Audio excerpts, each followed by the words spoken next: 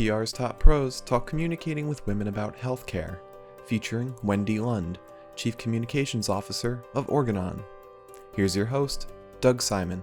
Wendy, when you started at Organon, it was very unusual, a spin-off with 10,000 employees as a startup. Can you explain that a little bit?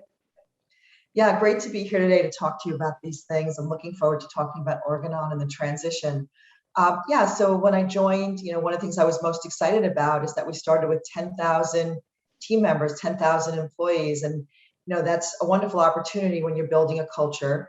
85% of the team came over from Merck, and they were incredibly excited and inspired and passionate around starting Organon and being at that beginning piece of setting up our company. So it's a bit of a unicorn. I always say that when we look at Organon in terms of as a startup, because we had so many people and we have $6.5 billion company, but it's been going very well.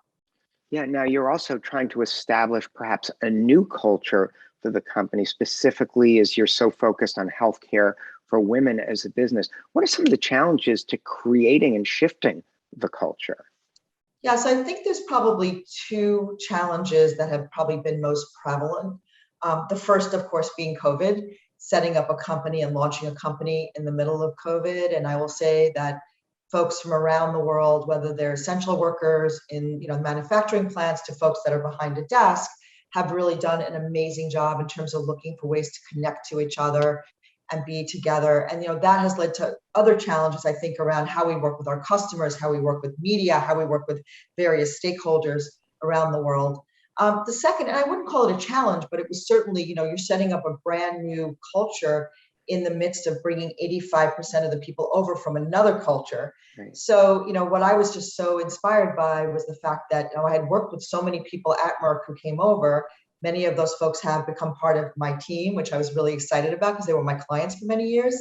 And people have just been amazing, really embracing this vision that we have around women and their everyday health. Great. We'll get to that vision in a moment, but I think an important point that so many people wrestle with during COVID and ongoing is sort of creating a culture within a Zoom environment and doing this in a new way. You probably learned a lot of good lessons of how Zoom might be able to be used even more effectively, or what are some of the pitfalls and challenges? Can you talk about that a little bit?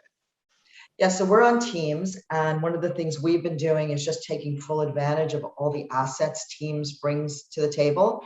So the team that came over from Merck, they had been working on different platforms for a long time. And so, kind of making that transition over to Teams. A number of us who came from the outside had a lot of experience working on Teams, but, Teams offers just a significant amount of flexibility and offers the ability to file share and all these things that, we were able to really take advantage of. I don't know that we've been any different than any other companies in terms of getting together. We do embrace using our video. So we're not hiding behind screens. Fridays, we have our No Film Friday where we're, asking people, okay, you've been doing 4 days of this. You don't have to do it on Friday. But one of the things I have really loved about the work and working on our videos is that people actually show their faces and want to get to know each other via, the video. Yeah, we found you can mitigate a lot of the effects if you're strategic. And I should apologize to Microsoft for not giving them the plug that they deserve in this process. Research has been really important for your business, researching into ways to communicate with women about healthcare. Can you talk a little bit about what you're doing? Might give some ideas for other people about how to proceed. Obviously, that's such an important topic, even before COVID, during, and hopefully after. Yeah, so one of the reasons I joined Organon was this deep commitment to putting women at the center. And, my career has really been centered around patients and people and putting them at the center. So it was just such a natural opportunity for me to work with a company that was embracing this. So we did quite a bit of research in the early days in January and February, March, when we were still operating within Merck as sort of a company.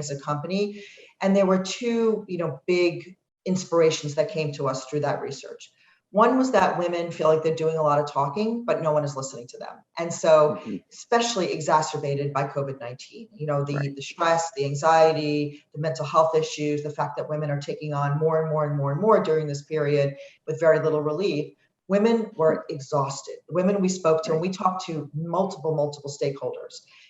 And it just kept coming back to that. Women are exhausted. They need a platform to speak about.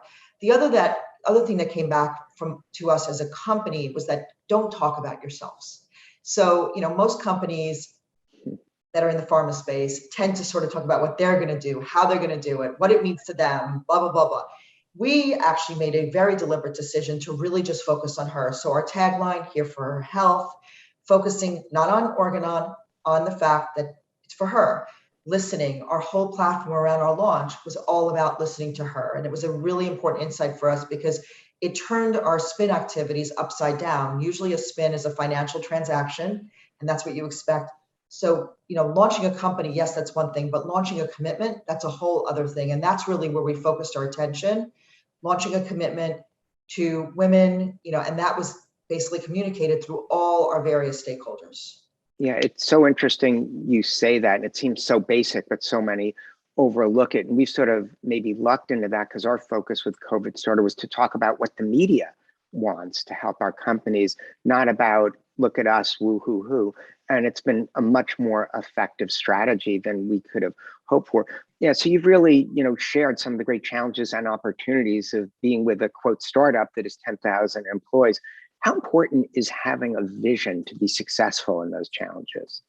Our vision has meant everything. Better and healthier every day for every woman is our vision. And this has been such an incredible force in the setup of our company, the values of our company. Our vision has been a big part of setting up and pushing through on our culture and creating this amazing culture that we have that in many ways is very purpose-driven, which is so appropriate for the world we live in today. So it's played a major role in recruiting staff, keeping staff, and just building the culture that we live in. Yeah, and especially since COVID, we hear so much about having that purpose-driven culture is so important for the employees, whether they're deciding to join or how they perform. Finally, you also bring a really unique perspective as CEO roles at major agencies, GCI Health, Publicis. How has that informed the transition to the client side, and learned anything about the divide that might be able to help others who are watching the video? Definitely a lot of learnings, all the things that I thought I knew so well from being so client-centric my entire career. From when I worked on the nonprofit side to working on the agency side, I always put the people I was working with and supporting really at the center of everything. And I loved working with clients. So, I definitely have had some eye-opening thoughts around that. The first thing is that, on the client side, you go so much deeper, right? So it's really important that as clients, we help explain to agencies, exactly what we're experiencing, trying to create that connected tissue, but also creating a little bit of empathy too around, working and all the different things that we need to do things. On the client side, I think one of the things that, has been a little eye-opening for me is that on the agency side, I think clients sometimes tend to think that agencies just like wake up in the morning and they have this great, huge burst of creative ideas. And it's a process. It's a process to come up with great thinking. It's a process to come up with creative. It's a process to execute. So having the patience and giving agencies the space to really make sure that they put everything in place. I will say on the client side, it's during COVID, I definitely think there's been an impact on agencies on a lot of levels. And, making sure that your client really knows like you're all in for the client, right? And that you're still seeing each other as partners. And that's the thing I think we really want to embrace and focus on is that, having agency partners, not just saying those words, but having them be part of our world, understanding our culture, understanding our challenges, understanding our opportunities, and making them part of our larger world. Because, we need those arms and legs, but we also need those brains and those support networks. Yeah, and the best agencies are more than arms and legs. I'm thinking you probably spoiled your clients when you were on the agency side, so that led them to think there was that burst of creativity on that one. Thanks so much for sharing and also providing the importance of context between the client and agency in the relationship, because sometimes agencies can be flying a little bit blinder than they think they are and go down a wrong path. So it's really been helpful, the advice you shared. Thanks so much for being part of the discussion. Thank you. Glad to be here.